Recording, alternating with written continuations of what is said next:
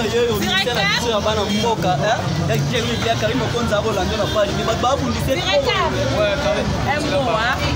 là par contre ça m'a déjà depuis c'est le Thierry Micler chantait par excellence sur le Karim Mokonzi donc toi ensemble tout ça on a kaka pour nous présenter bato ba c'est là musique ya Thierry Micler ba dit que Camille ba soit politique on va parler en déjà pour ça c'est il faut être une autre longue de poids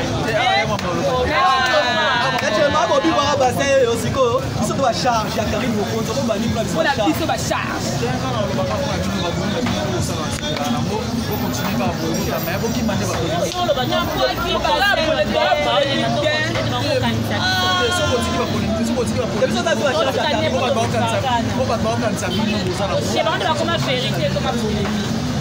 voilà grand chanteur de c'est moi le loco pas sentir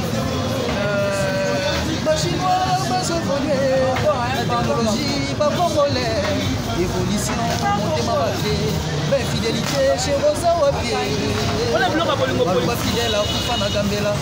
Ma chérie Batika la bébé na Tipika, Otiki na bébé non non profiter. Eh, chanter par excellence. Par excellence. Politique. Qui vous va Oh, politique. Karim Mokonzi la baronne. Moi faut comment il y a la lité, tout le monde c'est collé.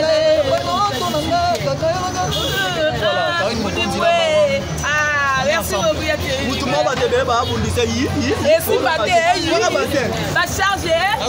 Pourquoi pas? Ça va? Ça va? Ça va? Ça va? Ça va? Merci.